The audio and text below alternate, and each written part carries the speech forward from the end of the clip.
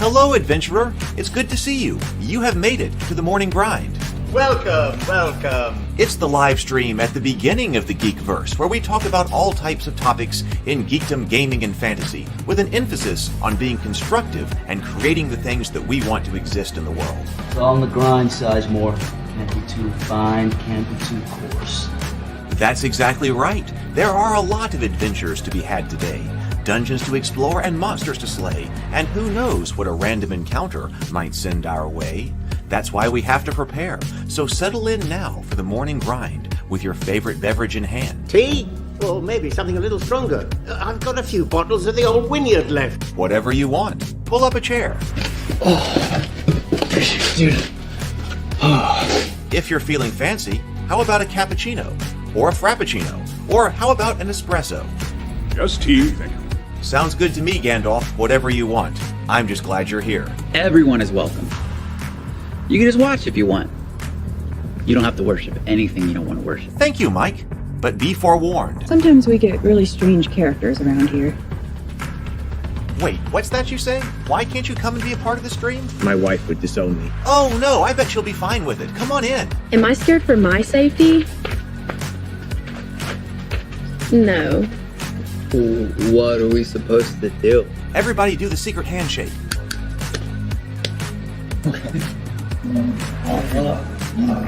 Secret cultist handshake.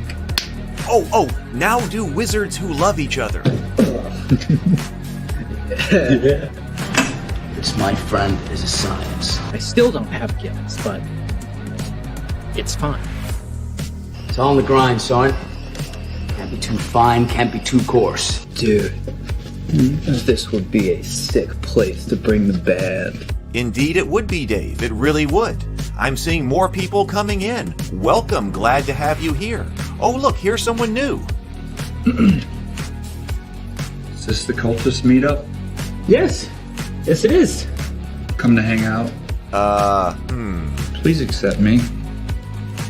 I have nothing else. Okay, we accept you. Everyone's welcome here. Brought some snacks.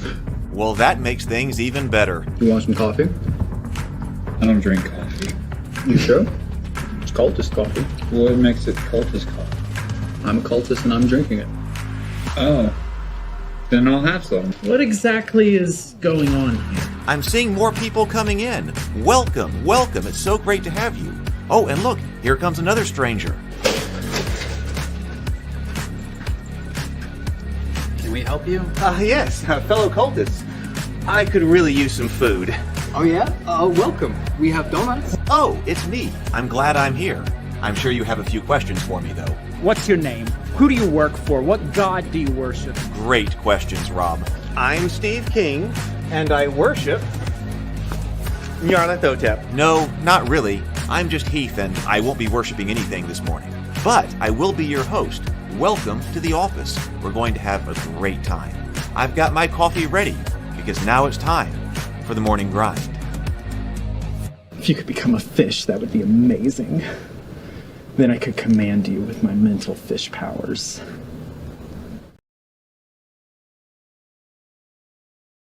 There I am. Hey, good morning, everyone. Good morning. A little bit late. Doug and I were talking after the after table talk last night. We went a bit late on our own, even though it wasn't near a late table talk. We still talked late into the night. So got a little bit of a late start this morning, but glad to see everybody here. Welcome to my home. Welcome to the office, and welcome to Table Talk. Welcome to the morning grind, rather. This one's the morning grind. I'm a bit confused. Good morning. Let's see. We've got, Lynn is here. Good morning. And James is here. Good morning. Jason, good morning. Yeah, you don't have to look pretty to be in the chat. That's true. Don't have to do that. Jason says, I'm in Central Time right now, so this is a bit early for me. Well, I'm in Central Time too, so welcome to God's time. Good morning, BGD. Good morning. So let's see. Yesterday, let me see. I don't have all my, I was trying to prep all of my windows, and they're still not prepped. But yesterday,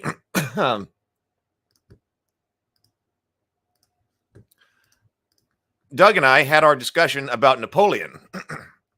So over on the Table Talk channel, I've turned it private over here on this channel right now. So its permanent home is over here on the Table Talk channel, where we now have 552 subscribers over there on Table Talk. Napoleon by Ridley Scott. Here, I'll post a link right here. Table Talk live streams.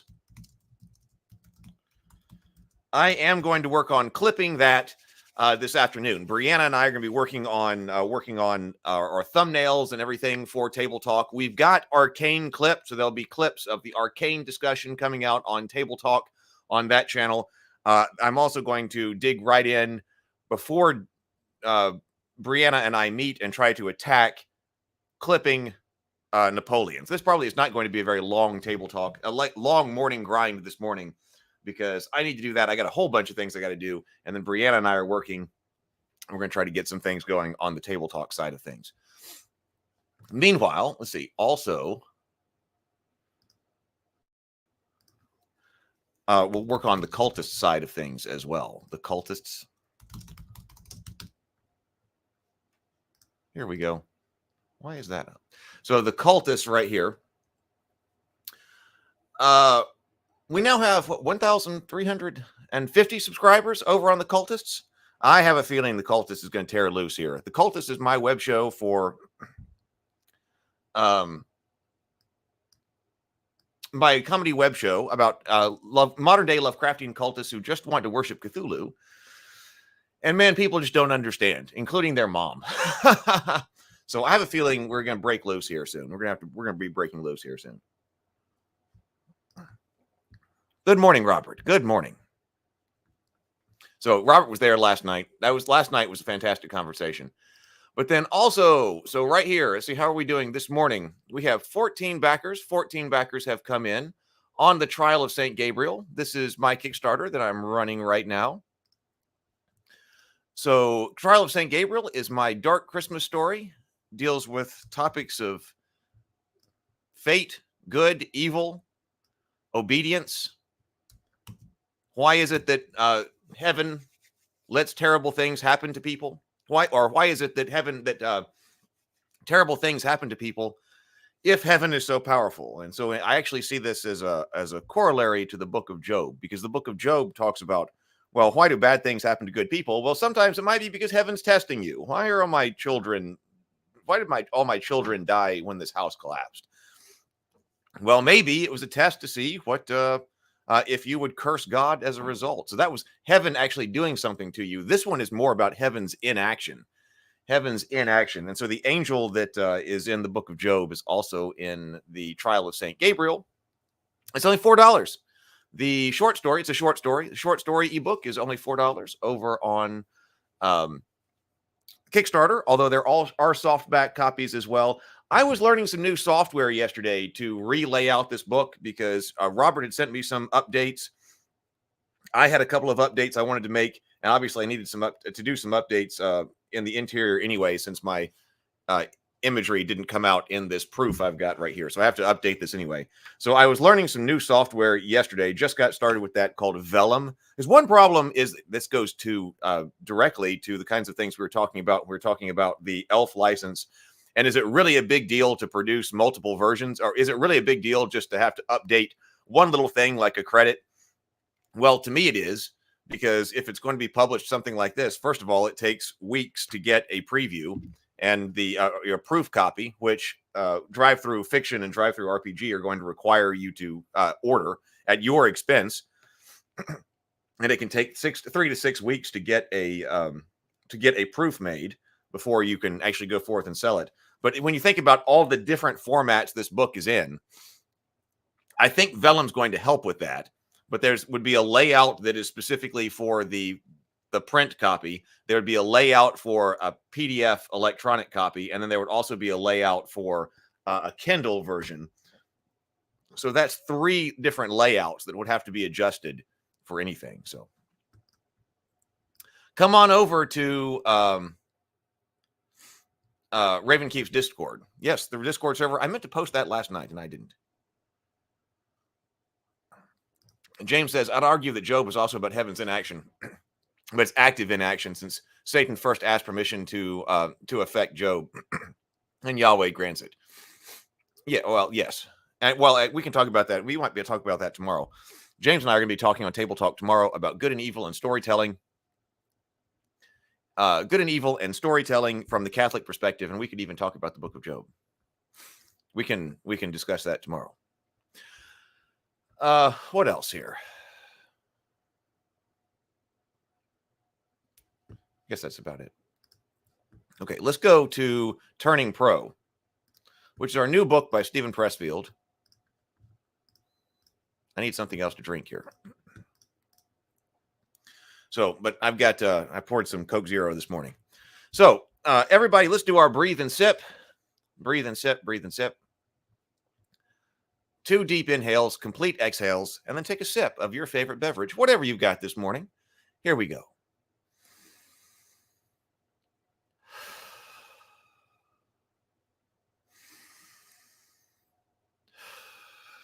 And sip.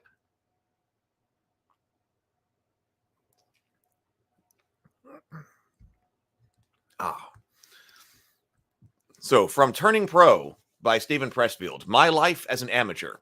When I was in my 20s, I lived for a winter in the boarding house at Durham, North Carolina, that served as a halfway station for patients emerging from state mental hospitals.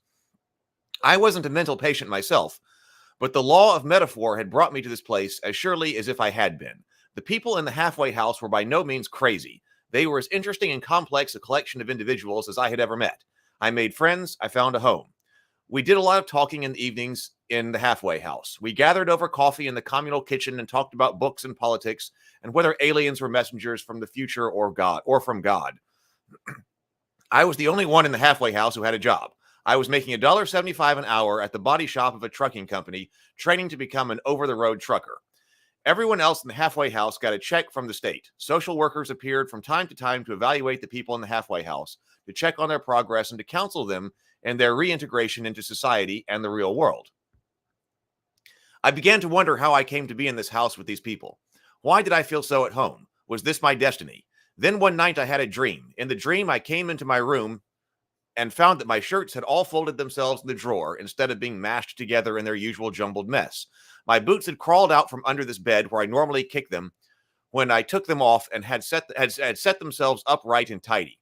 They had shined themselves. When I woke up, I thought, I'm ambitious. I have ambition.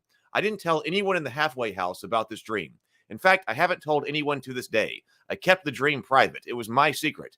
It took me a long time to come to terms with the idea that I had ambition. I felt guilty about it. Who was I to aspire to rise above my brothers and sisters or to aim to be better than anybody else? In the halfway house, the dominant emotion was fear. No one ever spoke of it, but fear pervaded every centimeter of that space. Everyone in the house had, to his or her own way, experienced the disintegration of their personality. Everyone had fallen a long way, fallen hard, and fallen alone. Everyone in that house had looked their own annihilation in the face and had scared the hell out of them. I decided that I had to leave the halfway house. I found a cinder block cabin along a highway in the country that rented for $15 a week. I still have a photo of that house. The house had no electricity, no toilet, no running water, and no heat. It had a front door but no back door. There were no windows and no furniture. I slept on a mattress that I pushed into a corner where the rain couldn't reach it. I cooked my meals outdoors in the back over a fire of pine kindling that I collected from the woods. I had started driving for the trucking company by then. I was being assigned my first loads and sent out over the road for the first time, so it didn't matter too much where I called home. Most nights I slept in the trucker's sleeper berth. I ate my meals in cafes and truck stops on the road. The reason I keep a photo of that house is that it changed my life. To find that house and to move into it was my first act as an adult that embraced the idea of ambition. Ambition, I have come to believe, is the most primal and sacred fundament of our being. To feel ambition is to act upon it, and to act upon it is to embrace the unique calling of our souls. Not to act upon that ambition is to turn our backs on ourselves and the reasons for its existence. The first stirrings of ambition saved me and put me on the path to becoming an artist and a professional. Wow.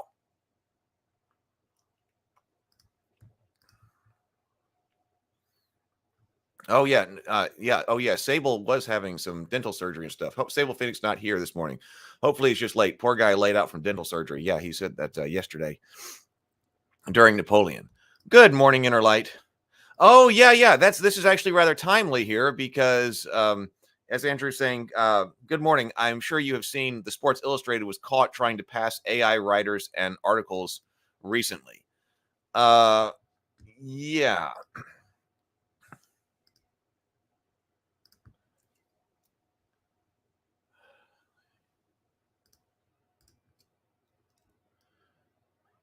Sports Illustrated AI. So what exactly? I've heard about it. I saw the thing, but I didn't actually read it. So this is by, I see this by the AP. Eventually, I'm probably going to have to do that too. Let's see. Let's see. Stop screen sharing. Let's present. This is by the AP to find out exactly what happened. Assuming find an article that's accurate. It probably relates to our. I mean, obviously it relates to our discussion, but may directly relate to our discussion. This junk.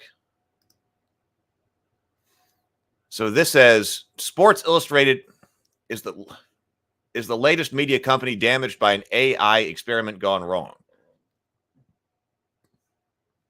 Computer-generated writers writing computer-generated stories.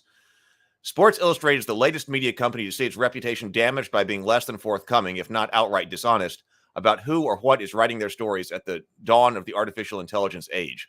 The once powerful publication said it was firing a company that produced articles for its website written under the byline of authors who apparently don't exist, but it denied a published report that stories themselves were written by the artificial intelligence tool.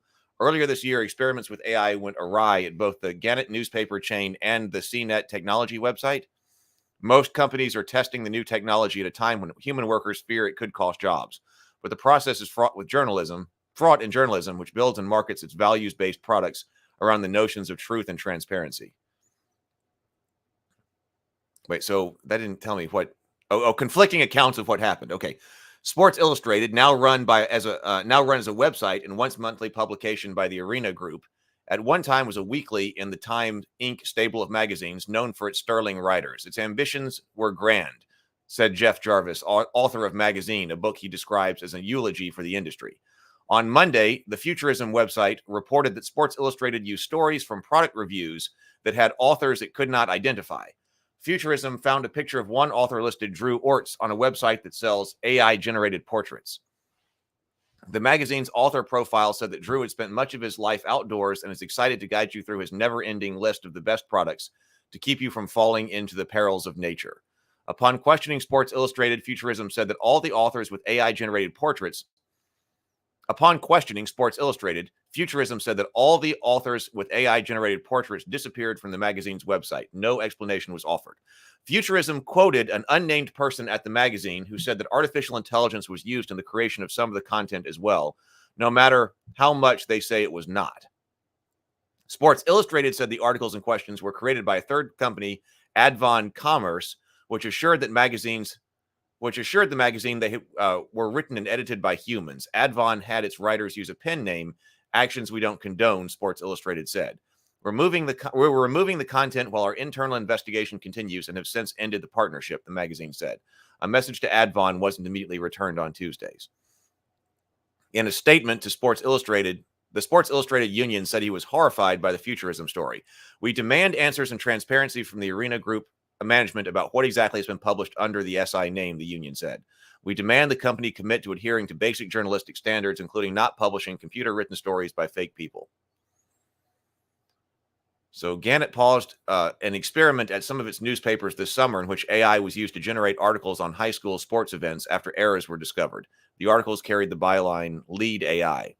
Some of the unpleasant publicity that resulted might have been avoided if the newspaper had been explicit about the role of technology and how it helped create the articles the journalists might not have been available to do, Jarvis said. Gannett said a lack of staff had nothing to do with the experiment.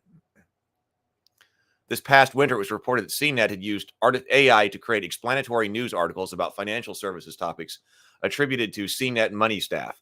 The only way for readers to learn the technology was involved in the writing was to click on the author attribution.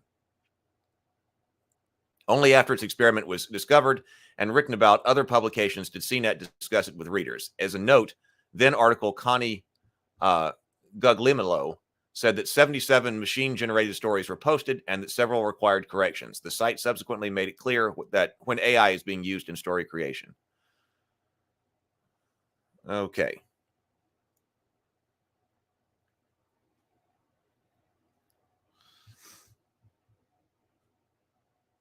Robert says, I've written more than my contact again. I've written more than 3,000 op-eds in the past 15 years. ChatGPT lacks context and experience and might be able to outperform copywriters who use mere rhetoric rather than research. But organizing persuasive analysis still requires true data analysis.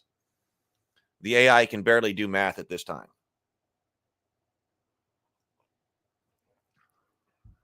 Yeah, an LLM is not designed for doing math. And as people constantly, good Lord, as people constantly show you on the ChatGPT subreddit. I mean, people like that's basically is useless because all it is posting things that we know that the LLM can't do, like constantly showing you, hey, I can't, hey, it can't do math. It still can't do math. It can't do math. And still can't. You mean I rearrange the letters of artificial intelligence to form someone's name and that doesn't count as an author? Andrew says, when I was a kid, I used to subscribe to SI. I understand the back issues are still collectible. They probably are. I remember Sports Illustrated being a huge deal.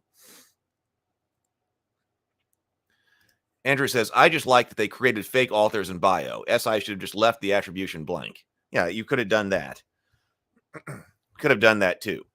Let's see. So we came up with a lot of notes last time on this subject. Whoops. AI morning grind table talk notes. And so I didn't think we were quite done because we went for a long time, but also our notes weren't particularly well organized. We were just talking about things as they came up. And I was wondering if there were some categories, different categories of discussions to be had based out of these different kinds of notes that we had created. And thought was important that might help organize kinds of discussion topics here. But one thing that I don't think that we got to, which I think is important, okay, this was my idea about what we do and the importance of open source, but or what I thought was, so this will be 19 something about 20. What is the work of art?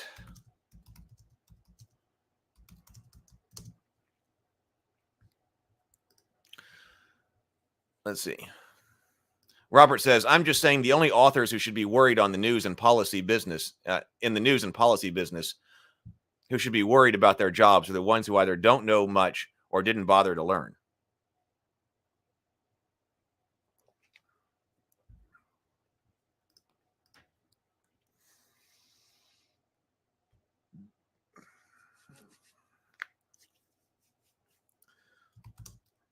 Let's see. How do we want to express this? What's the difference between a movie? What's the idea I'm trying to get at here? What is the difference between a movie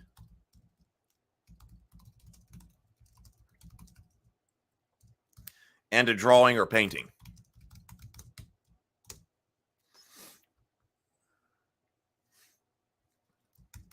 Both are works of art, right?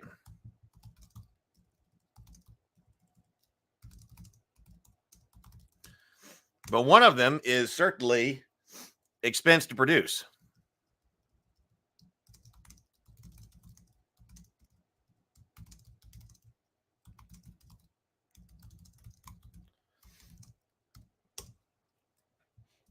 And therefore, few people get to make them.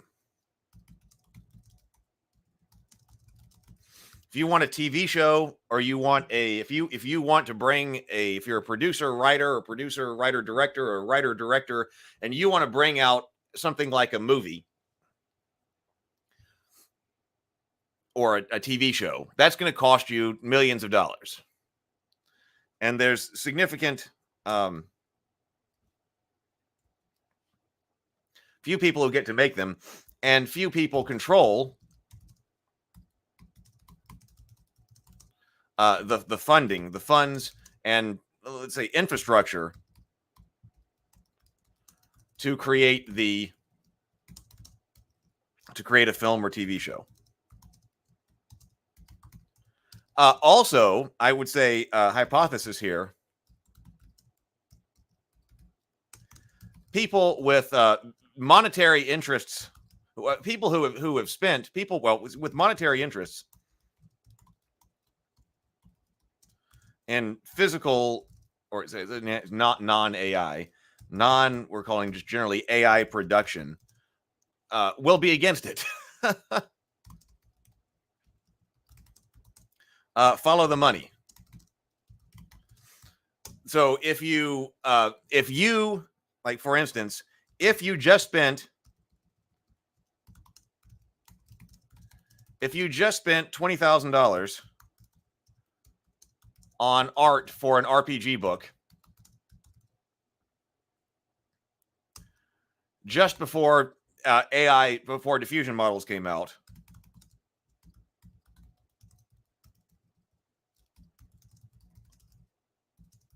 how are you supposed to feel about AI art?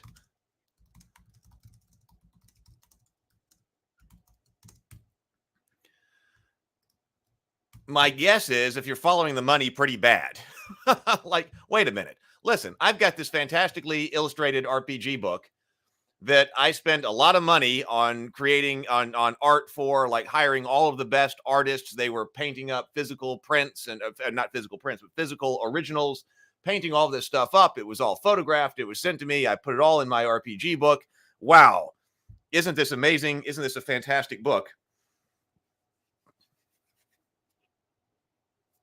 Now somebody's going to illustrate their RPG book basically for free? No way. You know, I can't, my book doesn't need to be competing with other people's art that has AI generated or AI assisted art in it.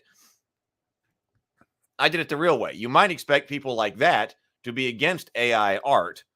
So what would be one way to convince, because other people are like, man, I could never afford that amount of money to get this really cool, get my RPG book illustrated. But now using AI diffusion modeling and AI assisted tools, I might actually be able to create my vision. I might be able to bring my vision to life in a way that just hasn't been possible because I don't have enough ready cash to go and hire a bunch of artists. So you might expect those people to embrace the technology. But one way to convince other people not to, because this person, if you say, hey, if this person comes out and says, listen, I spent a lot of money on art. If you don't have this kind of money to spend on art, then you don't need to have your product out there. Some people probably make that argument directly. But it's probably more palatable if you say, listen,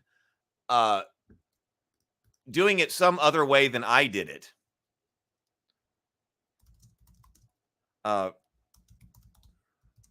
not to unethical to use the diffusion model tools.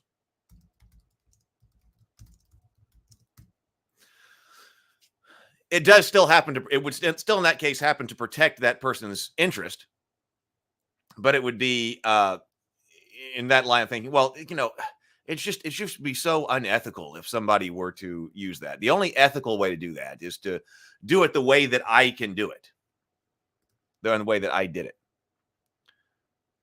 Oh! I keep meaning to reach out to you about that as well.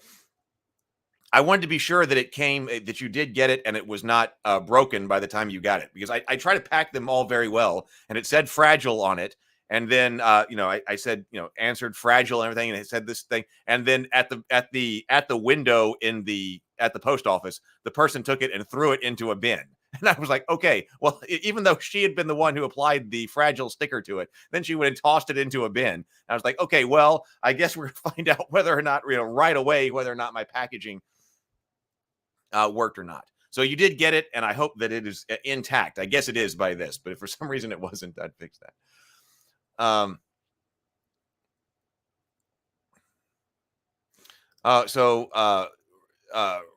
Robert Romano, I tested ChatGPT on calculus problems back in March, and it was able to differentiate and integrate simple problems correctly, which was a big leap forward from a month earlier. Well, and now it's got Python integration, and I thought that the Wolfram Alpha integration was going to be a big thing, because I think it would be fine for an LLM to have a calculator. I mean, I've got a calculator, so it's sometimes if the LLM realizes it needs to do math, it can go to the calculator. Andrew says, my only counter is I think there is a risk of flooding by this garbage so much it pushes out the good stuff.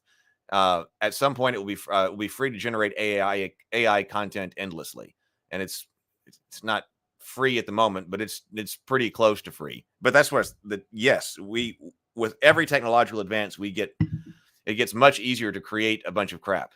So how do we curation? That's why when we were talking about the different RPG tabletop systems, and some of them were saying no AI art. That's complicated from everything we talked about on this discussion last time. How are you supposed to differentiate between art that is AI or AI assisted versus something that somebody did? Because the tools, AI and diffusion modeling tools, are becoming increasingly integrated into standard products. It's going to be very difficult to be able to distinguish between those two. And that's why I was more about curation. I thought a much better approach was going to be curation. So if you're alchemy, for instance, instead of just being, hey, anti-AI, if it's good stuff that someone is using the diffusion modeling tools or LLM tools or any other kind of tool like that to make, and it's high quality, then why not let it in? If it's low quality, bounce it. Curation, I think, becomes the key there instead of just a blanket ban one way or another. Lynn says, is ballet art. It produces no permanent record for display absent the relatively late innovation of recording performances, but argue the recording is separate from the performance.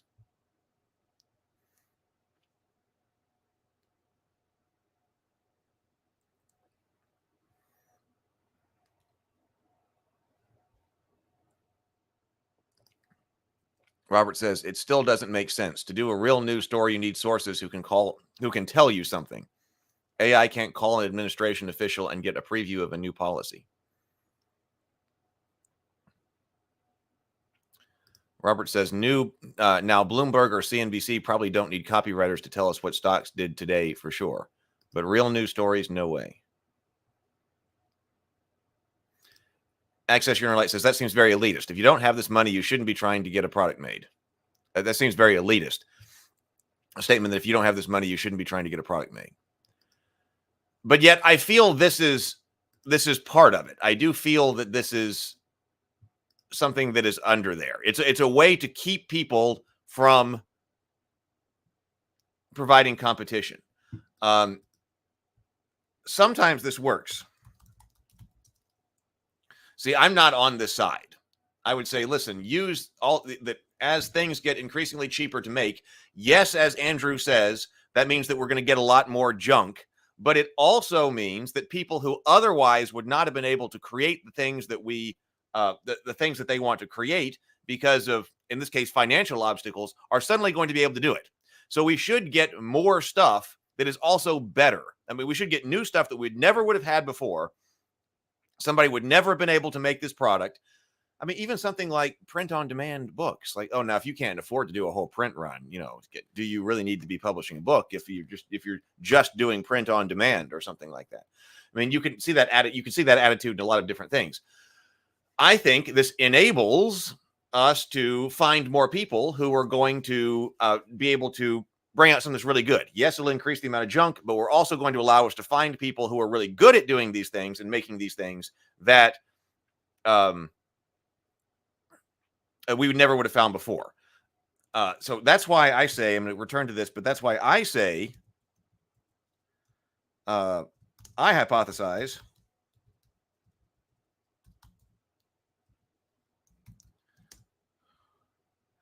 however you hypothesize that we are going to see an explosion in AI, in human creativity.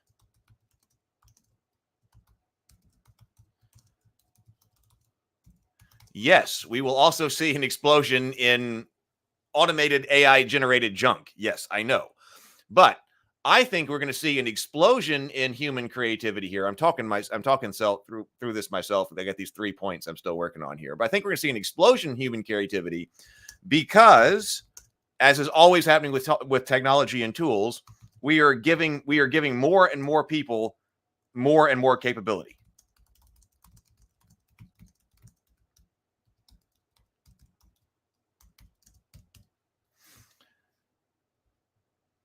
Sometimes you might be able to convince people to not use that capability.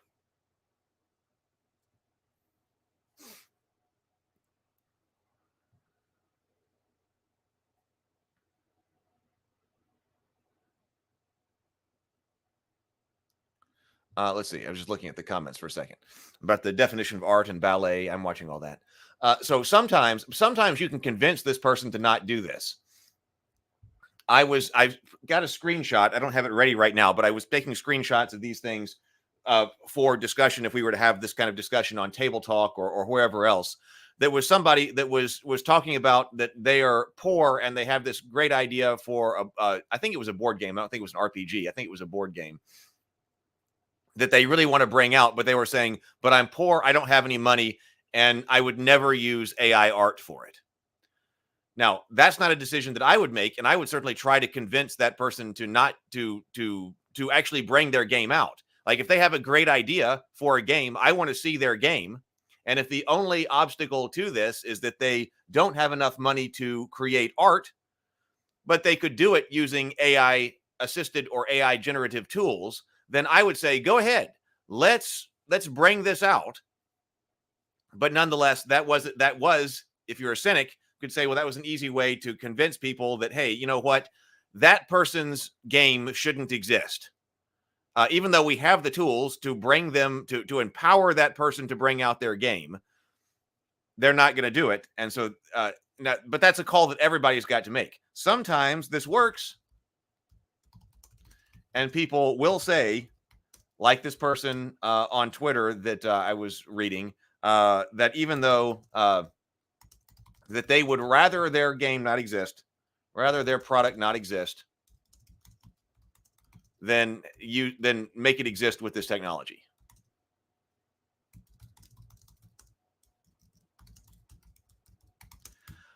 So that would be certainly what people who control the traditional methods of production would like, right? Everybody to become that. Oh, well, I have all these great ideas. I have all these things that could exist, but man, I'm just not going to use this particular method to do it. And so that will never exist. Some people will say that. I don't think most people will approach it in that way. Ultimately, I don't think that's the way that most people will approach it, especially as all this technology becomes increasingly integrated into all of our society. I think people are going to embrace it, and you're going to see an explosion in human creativity, people doing things that that otherwise never would have been created. And we're going to find, for instance, how many people get to make films and movies? How many Steven Spielbergs do we have? Well, we got one. We got Steven Spielberg. I mean, we have all other great directors as well. But, how many people could be Steven Spielberg, except for they don't have the right connections and they don't have the right financial backing in order to actually even practice. I mean, practicing filmmaking is expensive, right? They don't even have the ability to practice. But if you use this new technology, how many new Steven Spielbergs might we discover? Maybe quite a few.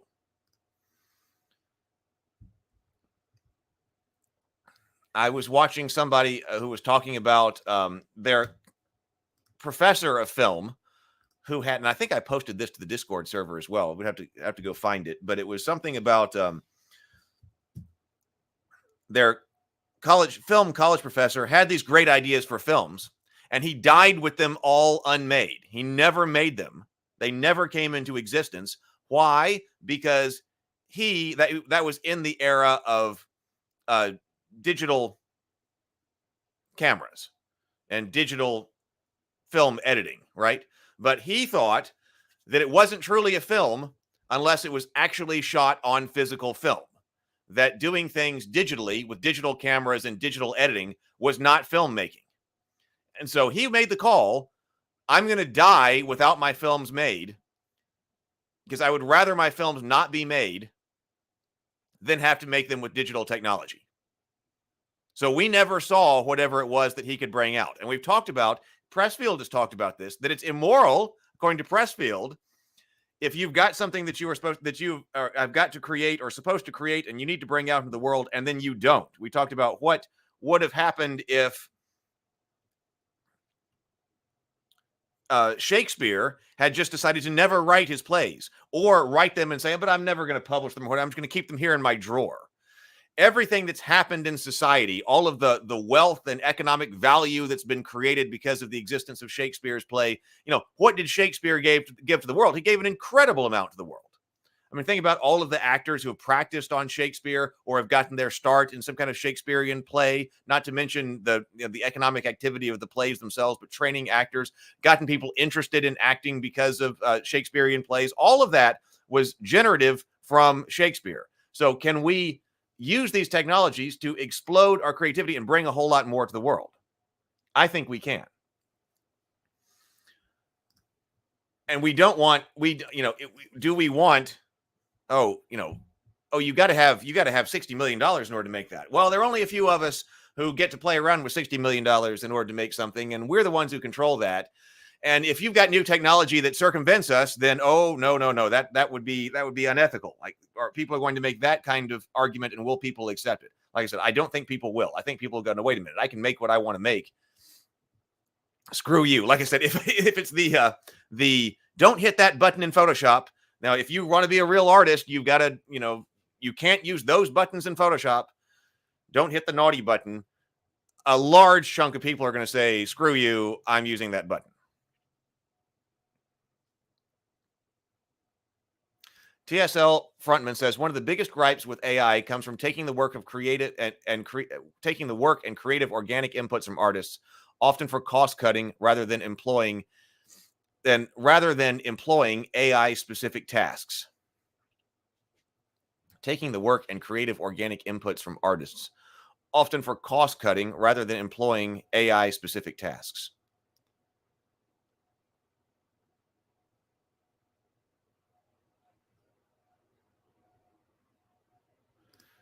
Andrew says channels to find people are still controlled by companies. Once Google can have AI YouTube for free, why feature channels with people when they can share ads? Same with Etsy, etc. I said the same thing. I said, what is one thing that YouTube probably really hates having to deal with? YouTube probably really hates to have to deal with human creators. So, months ago, you saw this influx of all these videos about how to use AI to write your scripts for your YouTube videos and generate, YouTube. You still see, the faceless YouTube video, generate what, faceless YouTube channel, how to generate one. But especially several months ago, it just seemed like everything was flooded with, how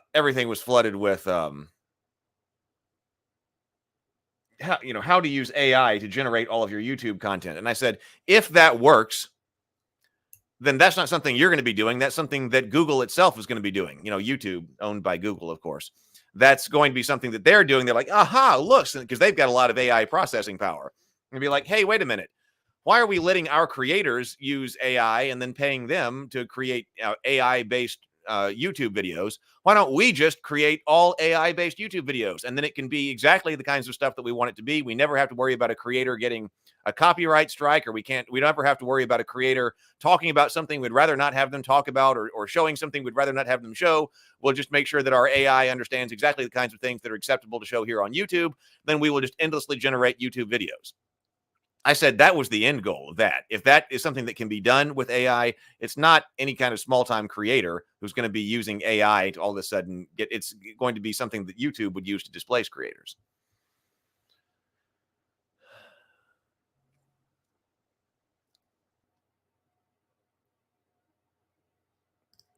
Well, Andrew says, you think it's tricky to build an audience now? Wait till the thumb is on the scale for AI people. See, that goes to what do we connect with? What do we connect with? So with the Sports Illustrated thing, if you read a article and then you realize that it was generated by, let's not say AI, let's say specifically here a large language model, that this was actually large language model generated, do you connect with it? Do you connect with it? It seemed like no. It seemed like people were like, "Oh, gee, this. Why would I be reading an op-ed opinion of somebody of the AI of a large language model?" As soon as I found out that, because like I said, if it's an AI and it's Lieutenant Commander Data, then I would probably read, "Oh, what did Data have to say on this subject?" Okay, that's why we say, what is this? But as soon as I come up that, oh, this is a large language model, especially a 2023 fourth quarter commercially available large language model that generated that, is that interesting? Actually, we could say the same, because my hypothesis was that if we endlessly generated art for a website that was like Instagram, and it just gave you an endless stream of AI art, would people look at it? I think briefly. But as soon as, why do people, look at the pictures of all the hot chicks on Instagram and then write, "Oh, you're so hot. You're amazing. God, fire, fire, fire. God love to, do things to you," whatever. It's because, yes, we got the amazing pictures, but there's a human connection there. That first of all, there's the photography that is the human connection, and then the human connection with that person. Now, sometimes, you're able to put out AI, like people have been putting out the AI Instagram influencers. And I'm not sure exactly how well that's going to work. I'm not sure how that well that's going to work. I'm not sure. There's some of them that have large followings, but I'm not even sure if that's all organic or not. I don't know. So that's something to follow. But it's what you're connecting with. Although there is also an element occasionally, like people are generating endless AI stuff right now, and I find that like the Mid-Journey subreddit is useless. It's just people posting stuff from, just constant stuff from Mid-Journey. Like, and you could say, well, now I could generate any of this myself, probably. But if you're looking at the endless sea of AI generated stuff, first of all, a human has to prompt it. So first of all, a human must have at least thought that was interesting to say, hey, I would like an image of whatever it is. And often these kinds of things are unique combinations that you're going to be able to generate using AI that you wouldn't be able to generate physically, like the Pope in the puffer jacket, right? So that was something that a human thought of, prompted for, was a really unique kind of thing, and then people wanted to look at that. So, if you're looking at something that is human curated, even if the event that it was, a prompted image, of all possible prompted images, humans decided to prompt for these things. And then once these things were prompted for, humans decided that these things were particularly relevant for some reason and interesting for some reason. That does provide a human connection there. It's like the most basic level. Let's see.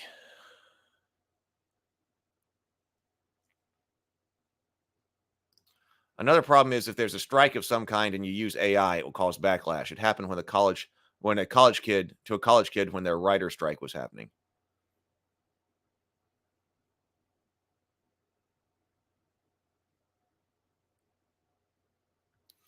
TSL Frontman says, I can empathize with that zero robot artist mentality. The art since the dawn of time has been one or more humans creating or expressing something from the complexity of their human existence.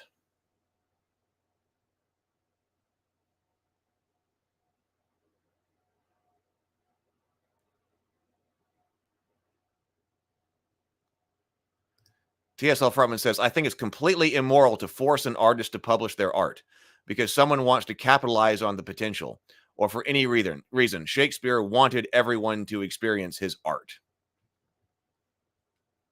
Well, I would agree that it would be immoral to force an artist to publish their art.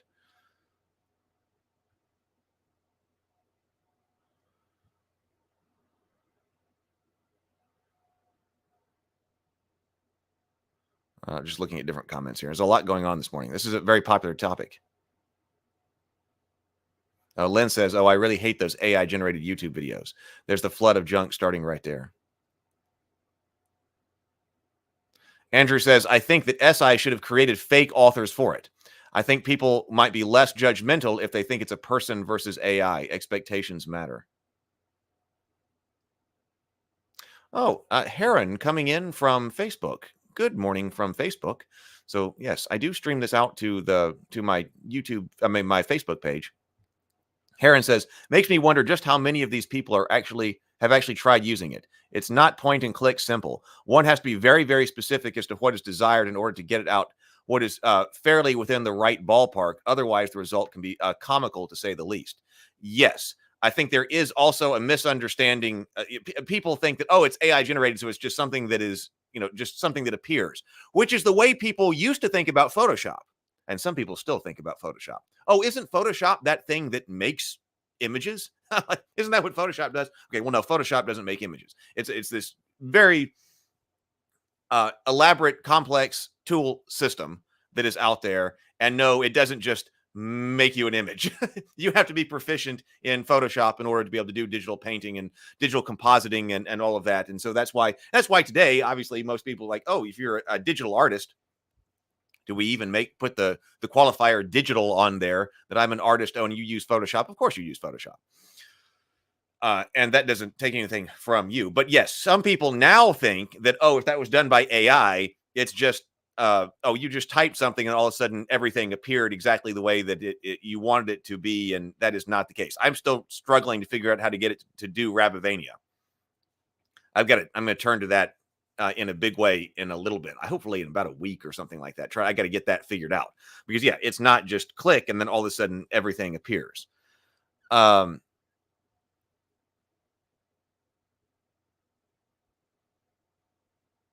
Well, yes. So now I'm wondering if you can use AI to produce AI prompts. Yes. In fact, for people who are doing short films, some people are doing short films specifically trying to do it as much with AI as possible, with as little human interaction as possible. And those people, will have AI write the script and then also have like ChatGPT come up with the image prompts. TSL Frumman says, I think the story of the film professor with untold stories is appropriately complicated. Even if we think digital film is a washed line nowadays, that standard was his creed as an artist. Well, yeah, I mean, it's got to be his call. To me, personally, I think that's a sad call, but there you go. But it is the call that he made.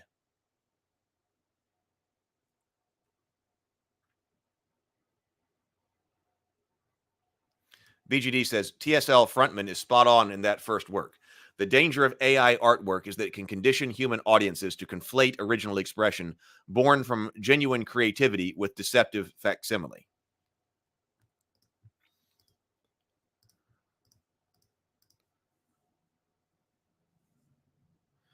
Okay, so did I finish my thought over here? I think we're going to see an explosion of... Oh, was that down here? Human creativity. I want to bring up something else over here. Oh, okay. So actually, what I was going with work of art, what's the difference between a movie and drawing or a painting? We do have some, there's something, and I guess there's something about hierarchy in here, which doesn't mean that one is better than the other, but there is something about hierarchy here with regard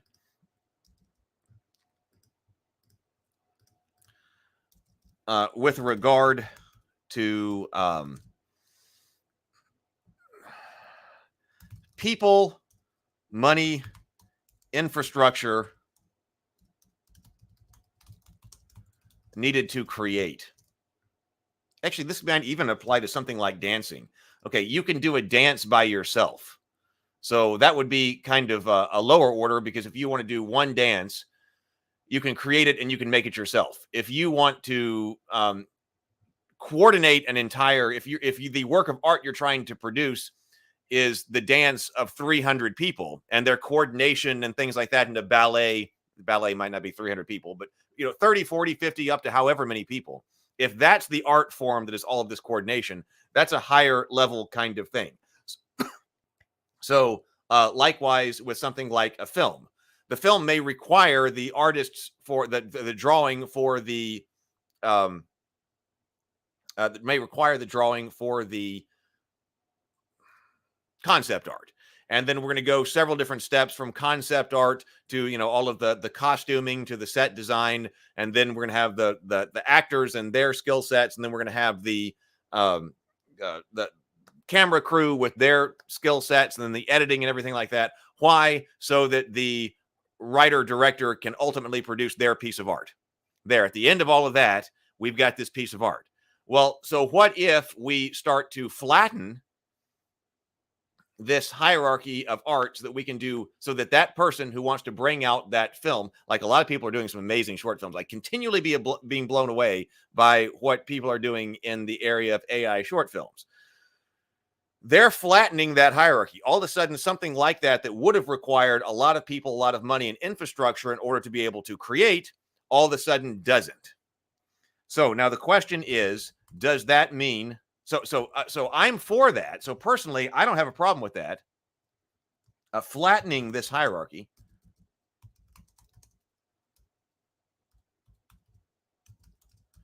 By allowing someone to get to a upper order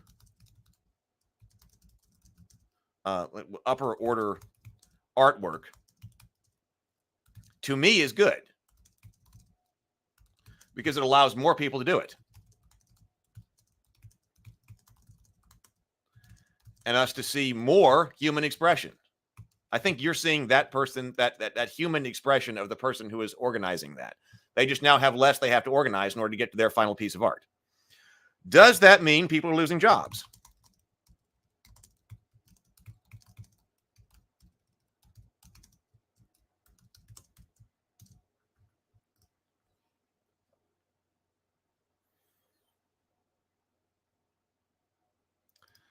Robert says, let me know if you need help with the prompt, Heath. Are you trying to write an adventure or a module, or are you going to with a text adventure route? Well, I haven't decided yet. The prompting actually right now is more about the art generation.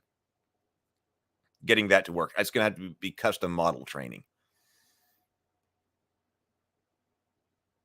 Len says, I think a solid definition of creativity is needed as a starting point. It's another slippery word like art. Does that mean people are losing jobs? Likely, I would say likely not. In most all cases. Because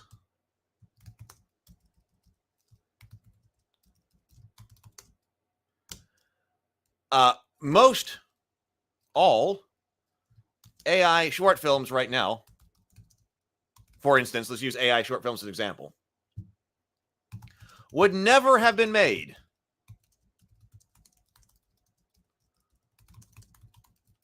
if not for the technology. I don't know how many AI short films have we had. I mean, it's probably innumerable. But let's say, for instance, let's say the top 10,000, or let's say 5,000. 5,000 AI short films were not going to be made either way. We're not going to be made anyway. I mean, are you following this? Anyway, it's not like these people who, myself included, have been able to sit down at their computer for the first time and generate a short film. We're otherwise going to be spending a whole bunch of money. Like there were like 5,000 people who were making these AI short films, and they all had, $40,000 to $50,000 laying around that they were going to spend to make this short film. The money was there, and they were going to hire people to make this AI short film. And that's important. The money's there. There was about to be a bunch of people hired to make this short film. And then they went, wait a minute, hold on, I can do that with AI. I think the chances are that those short films would never have been made anyway. And nobody actually lost a job because those films were made, because there was no job anyway. There was no job anyway. Now, like I said, likely not in all cases. So these people who are making these things aren't taking anybody's job. In fact, it's potentially the first creative step which has been lowered, which has had the bar lowered to generate more jobs downstream. Now, not all of them will do that by far. Some of them are just AI short films that will never go anywhere else. To generate more economic activity down the line.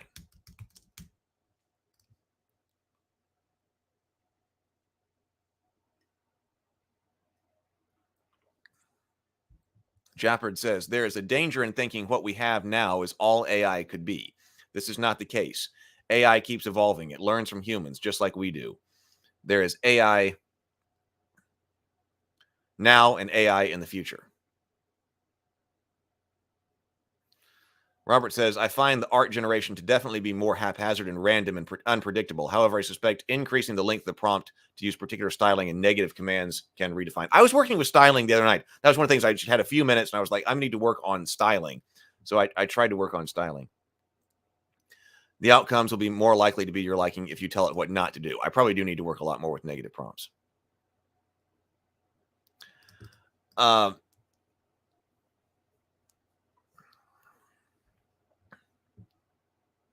So this is a reason to reject, I think, in my opinion, some of this, an argument that may be coming from this kind of elitism that, well, these people are not taking anything from people. There were no jobs, but now it's something that can exist and has the potential to generate economic activity down the line. So that's what we were talking about. Are we talking about a loss of certain jobs, or are we talking about a loss of jobs in net? Loss of net jobs, or are you going to have to be able to be trained in AI? So, like, for instance, this comes up with exactly the kinds of things that I was doing. Let me take this down. So, are you seeing my art? We played the trailer last night, but like I said, but I forgot to do it actually when we were launching. Oh, and of course, my computer is jammed up. Okay. Here we are.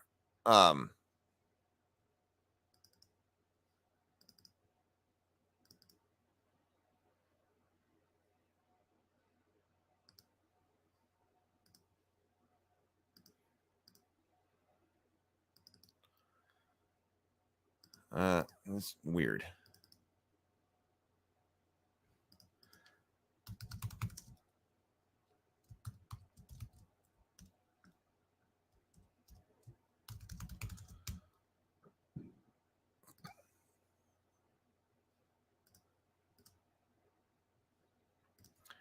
Wild Barley says, we're starting to just hit on a core neural bandwidth argument. Consider it took the human race hitting billions of members to drive the neural bandwidth that fueled our technological revolutions.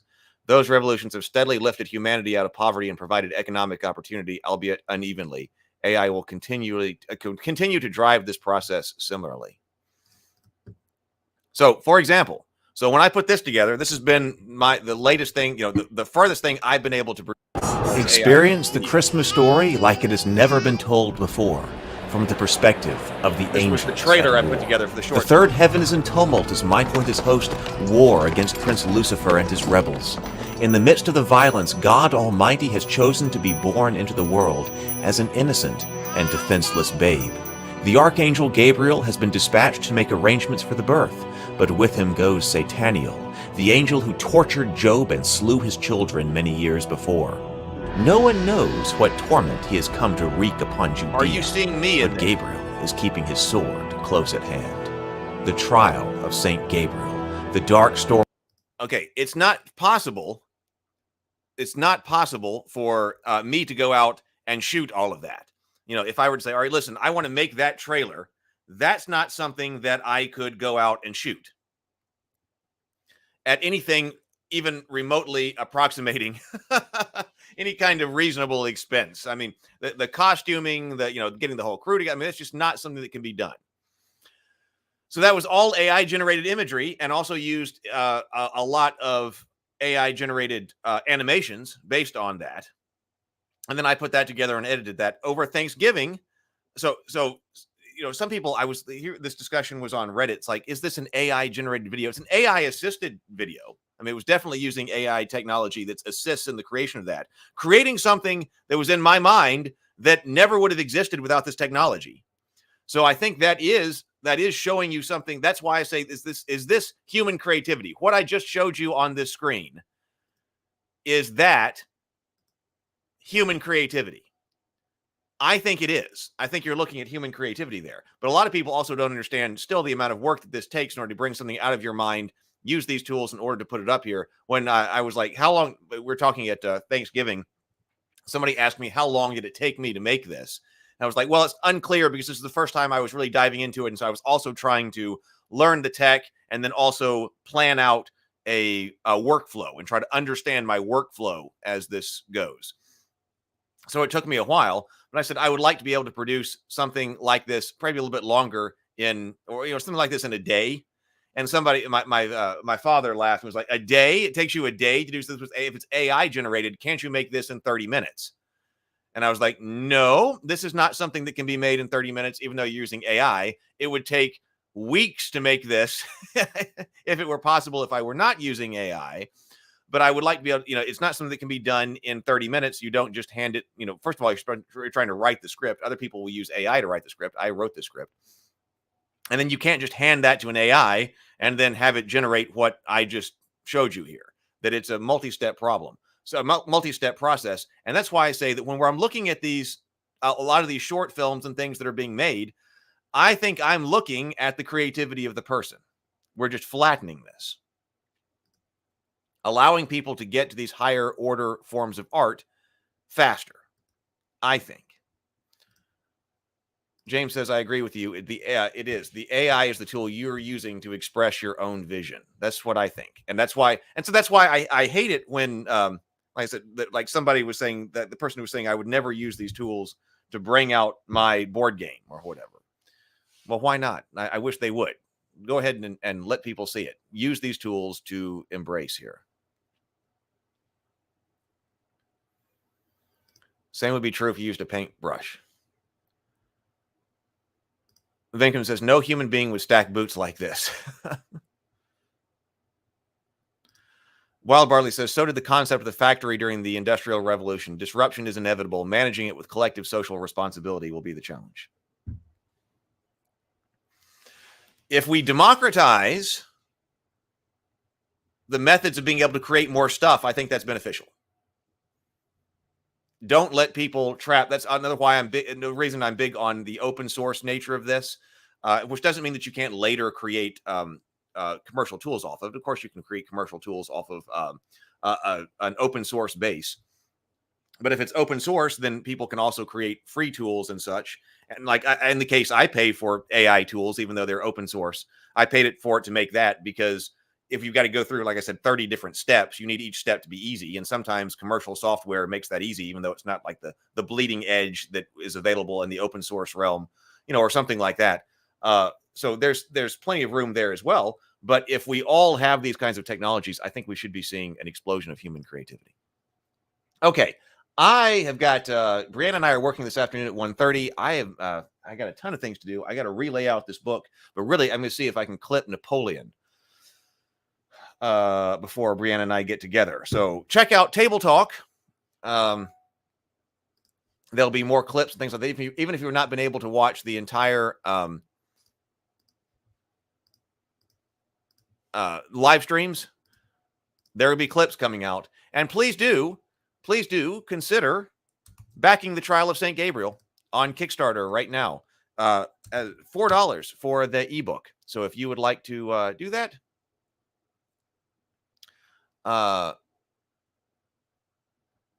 please do come over and back the channel. So I will see everybody, or back the project. I would love to have you.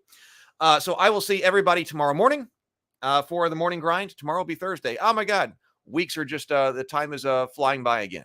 So everybody have a wonderful day. I will see you tomorrow.